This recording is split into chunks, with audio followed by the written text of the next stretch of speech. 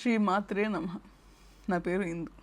ఈ వీడియోలో మంత్రం అంటే ఏంటి, మంత్ర సాధన అంటే ఏంటి, నువ్వు మంత్రాన్ని చూస్ చేసుకుంటావా, ఒక 5,000 పెట్టో 10,000 పెట్టో గురువు గారికి దక్షిణ ఇచ్చో, లేకపోతే గురువుని వెంటాడో తెచ్చుకునేది మంత్రమా?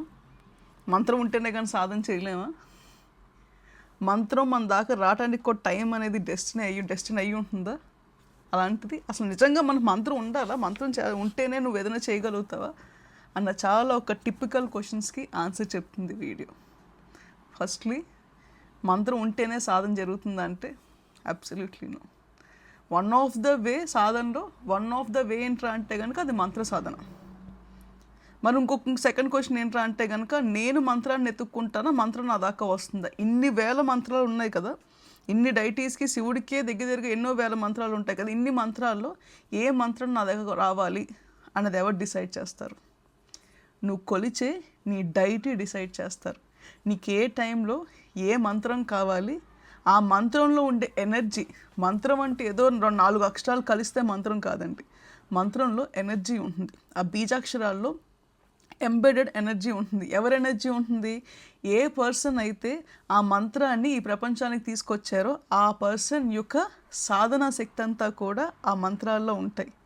ఎప్పుడైతే నీ గురువు నీ దాకా ఆ మంత్రాన్ని తీసుకొస్తారో, నీ గురువు అయితే నీకు మానవ రూపంలో అయినా అయ్యి ఉండొచ్చు, లేకపోతే నీ డైటీ అయినా అయ్యి ఉండొచ్చు, ఎవరైతే అదే దైవం అయినా ఉండొచ్చు, ఎవరైతే ఆ మంత్రం నీ దాకా తీసుకొస్తారో వాళ్ళ ఎనర్జీ కూడా ఆ మంత్రంలో తోడ్పడుతుంది.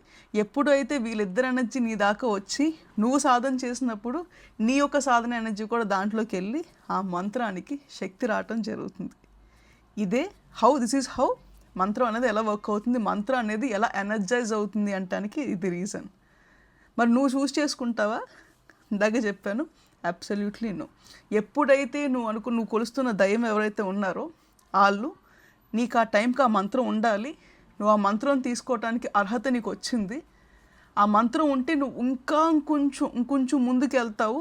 నువ్వు చేయాల్సిన ఒక పర్పస్ కానీ నువ్వు తీసుకోవాల్సిన ఒక స్టోరీ, అంటే ముందు ఏదైతే ఒక పని ఉంది, నీతో చేయబడాల్సిన పని ఉంది, దానికి అవసరం అవుతుంది అంటేనే ఆ మంత్రం నీ దాకా వస్తుంది. నా లైఫ్ పర్ఫెక్ట్ ఎగ్జాంపుల్. నాకు 2020లో నా వన్ ఆఫ్ ద గురువు గారి ద్వారా నాకు ఒక మంత్రం వచ్చింది, దేవి మంత్రం. నేను దాన్ని తీసుకున్నంత తప్ప ఎప్పుడూ పట్టించలేదు. నేను మంత్రాన్ని చాలా ఆపోజిట్గా ఉండేదాన్ని. అసలు మంత్ర సాధన ఒప్పుకునేదాన్ని కాదు, నా మనసు ఒప్పుకునేది కాదు. దానికి నాకు దేవి దగ్గర నుంచి డైరెక్ట్గా ఆన్సర్ వచ్చింది. తర్వాత నాకు నా లైఫ్లోకి గురు పశుపతి గారి ద్వారా ఫస్ట్లీ గాయత్రి మంత్రం వచ్చింది, తర్వాత భైరవ మంత్రం వచ్చింది, తర్వాత హనుమాన్ మంత్రం వచ్చింది, తర్వాత సరస్వతి దేవి మంత్రం కూడా అన్నీ ఒకటి తర్వాత ఒకటి వచ్చినాయి. దానికి రీజన్ ఏంట్రా అంటే ఈరోజు ఈ ఛానల్ చెయ్యాలి అంటే, ఇందులో నేను వీడియోస్ పోస్ట్ చేయాలి అంటే కనుక నాకు ఆ ఎనర్జీ కావాలి. ఆ ఎనర్జీ ఎక్కడి నుంచి వస్తుంది? ఆ మంత్రం దగ్గర నుంచి వస్తుంది. అంతేకాకుండా మన లైఫ్లోకి ఎప్పుడు పడితే అప్పుడు రాదండి మంత్రం. అది ఎప్పుడు రావాలన్నది కూడా నువ్వు నమ్ముకునే నీ దైవమే డిసైడ్ చేస్తారు.